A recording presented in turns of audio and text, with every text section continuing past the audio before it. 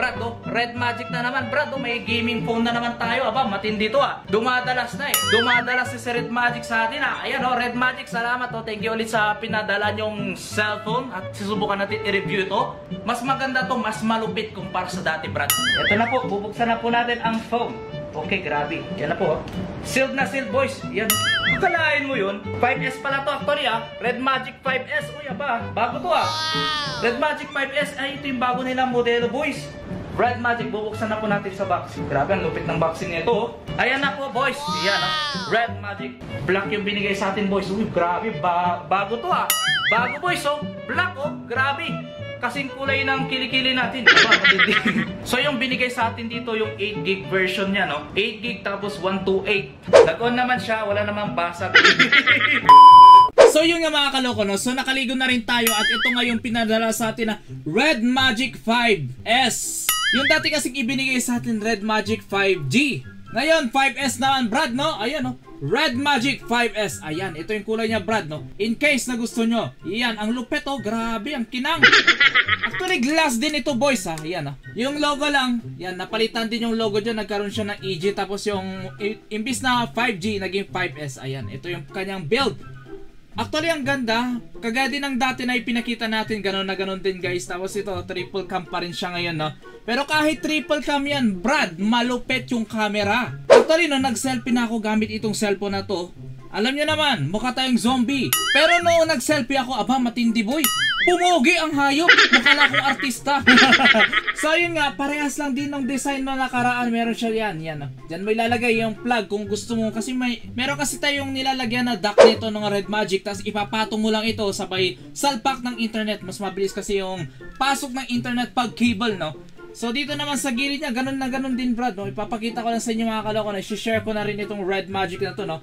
Ayun, shoulder trigger, meron siya dito shoulder trigger, tapos yung labasan ng hangin, actually dito, uma-absorb siya ng hangin dito, liquid cooling, Brad, no? Tapos lalabas doon. Yung nakuha nating version dito mga kaloko is yung 8GB na RAM. Tapos 128GB internal memory. Kaso ang problema, wala siya dito external, no? Kaya kung bibili kayo mga kaloko, no, yung kunin nyo yung mas mataas dito, yung memory, no? Yun, tingnan mo, ang ganda ng reflection, no? Yan, no, kung papansinin nyo, ang ganda, oh. Nagre-reflect talaga, eh. Tapos ayun, dito umiilaw yan, Brad. Tapos itong logo niya na Red Magic, hindi na umiilaw, eh. Dati kasi yung Red Magic 5G, umiilaw yan. Pero ito, hindi na. Pero dito mo talaga makikita, Brad, no? Yan, no?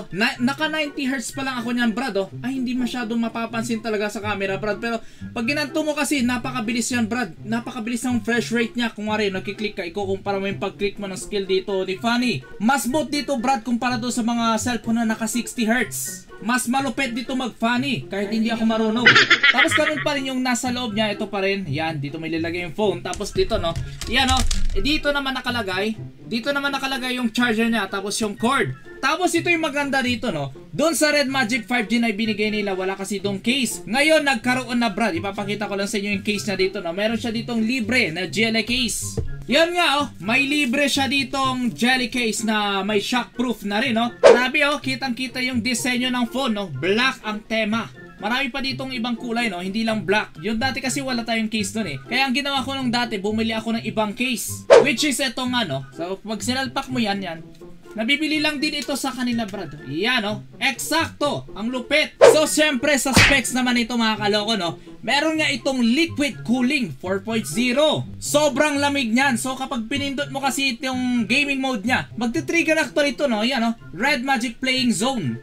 Tapos, doon na rin na part, mag-iikot dito yung electric fan niya. Iharap ko lang sa mic, ha? Ewan ko lang kung narinig, pero ito yung sound. As in, maririnig at mararamdaman mo talaga yun, no? Para tayo naka-aircon dito, yan. Ginagawa na po natin electric fan ito, yan. Random na random, eh. Ang lamig, Brad. Ito yung magpapaalis ng init sa loob, kaya magiging consistent dito yung paglalaro mo na mabibigat na game. Syempre, sa display niya, 6.65 inches. AMOLED na ito, Brad, no? 144Hz. Ang bilis. Of Of course, kahit na Red Magic 5S ito, 5G pa rin ito mga kaloko, no? Support niya pa rin ang 5G. Dalawa dito yung SIM card na nano SIM ang pwede mong isalpak dito. Dito sa baba niya. Tapos yung maganda pa dito, no? Kaya mabilis din yung phone na ito kasi nga LP DDR5 na siya, no? Isa yun sa mga pinakamabilis na RAM dito ngayon sa panahon ngayon, no? Tapos yung maganda rin dito, pwede mong i-click dito as in ito, yan, no? Shoulder trigger, no? So isi-set mo lang yan sa laro. Tapos kapag naglalaro ka, pwede mo na i-control yan, no? Isi-set mo lang sa laro yan, Brad, no? Tapos pwede mo na magamit ito, boys, oh. Tapos actually kahit tignan natin ngayon, hindi naglalag dito yung graphics niya. Ang ganda, oh. Wala akong nakikitang frame drop, so napaka-smooth. Isi-set mo lang yan, Brad, oh. Makikita mo dito. Yan, left, right. Bahala ka na dito mag-adjust kung saan mo gusto. Ito nga, para magamit mo dito yung shoulder trigger niya. At kapag kiniklik natin dito, mafe-feel talaga natin na gumagana siya dito kasi nagva-vibrate. Kapag in-activate mo itong gaming mode, maiwasan mo na talaga yung mga mabababang pagkalag, no? Kasi madalas to kapag mainit na yung phone, nababawasan dito yung graphics, nagkakaroon siya ng frame drops. Kaya kailangan mo talaga ng cellphone na may electric fan. Iyan, cellphone na may electric fan. Red Magic. So syempre, don't worry about the battery dahil meron itong 4,500 mAh. Na syempre kung heavy use ka, parang iniisip mo, parang 4 hours ko lang gagamitin yan, ah. Or medyo mas matagal pa, no? Pero buti na lang mga kaloko, support niya ito ng 55 watts. Charger! Kaya niya nga i-full charge ito sa 40 minutes lang. Aba, matindi to, ah. Pero syempre sinubukan nga natin. At medyo malapit na doon sa katotohanan, eh. 44 minutes ko siyang chinarge. At least malapit na sa 40 minutes, no? Bagay na bagay talaga itong phone na ito sa mga gamers, no? Sa mga madalas magbabad sa cellphone. Laro ng cellphone. Wala nang inatuba. Bumagdamag, naglaro na lang. Nagpupuyat pa, eh. Sa sobrang lamig ng electric fan na ito, no? 5.5 degrees Celsius siya. Ganon katindi, ganon kalamig, ice cold. Aba, malupit yung technology na ginamit nila dito. Ngayon ako nakakita ng built-in na phone in the built-in inside na meron siyang electric fan. Electric fan pero konti lang yung hangin. Hindi mo naman pwedeng actually gamitin na pang electric fan pampalamig ng sarili mo, eh. Actually, cooling system niya yun, oh. Liquid cooling system na mayroon siya ditong fan sa loob at nagbubuga nga ng hangin. Kasi dalawa dito yung butas niya, dito siya humigop, tapos dito niya naman ilalabas. Hihigop siya dito ng fresh air, tapos dun sa kabila, ilalabas niya yung putok niya. Ganon siya katindi. Ang kagandahan din sa unit na ito, no? Meron siya ditong speaker sa baba, mismong tabi lang ng charging port. Tapos dito rin, yan, no? Dito sa taas, kaya kung nakikinig ka dito ng music, lumalabas doon, tapos lumalabas doon. Aba, dalawa, two-way. Of course, nakalimutan natin, malupit din yung camera nito, no? Tri-cam siya sa likod, tapos isang single lens camera dito sa harap na meron siyang 8 megapixel sa harap, at dito naman sa likod ay meron siya dito 64 megapixel. Ang maganda dito, no, Sony IMX686 na talaga namang bubuhayin talaga nito yung tunay na kulay. Nakagaya nga ng ipinakita natin doon sa Red Magic 5G. Ganon na ganon, malupit. Kung nakita mong blue itong damit ko, mas lalo pang magiging blue yan kapag ito na ang kumuha. Malupit sa colors. So syempre, papakita ko ng umiilaw talaga yung logo niya, no. Yan, no. Kita mo yan, hindi siya naka-on, tapos, ayan, umiilaw. Iyan, boy, oh. Kita mo nga naman, oh. Yan, oh. Umiilaw, nagliliwanag. Grabe, para siya ditong flashlight. Aba, nagliliwanag po ang logo ng Red Magic 5S. Yan. Nagliwanag po. Iyan. Tapos pag kilik natin, mawawala. Tapos pag kilik natin, aba, may flashlight ka na namang extra.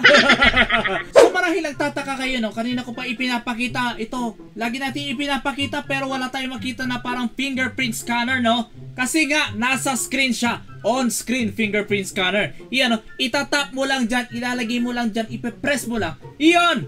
Siyempre, bago ko makalimutan, kapag tinap ko nga pala ito, actually hindi nyo mapapansin, pero pag ginawa kami ito, maganda yung vibration niya dito, eh. Meron kasi itong phone na ito na 4D vibration, kaya kapag tinap natin o kaya nag-vibrate siya, maganda sa feels. Kaya kapag naglalaro ka, para nag-shake, eh. Nagaganto yung kamay mo, eh. Kasi sa sobrang ganda ng vibration ng cellphone na to. Actually, nag-search ko lang yun, ha. Hindi naman actually magagano yung kamay mo, eh.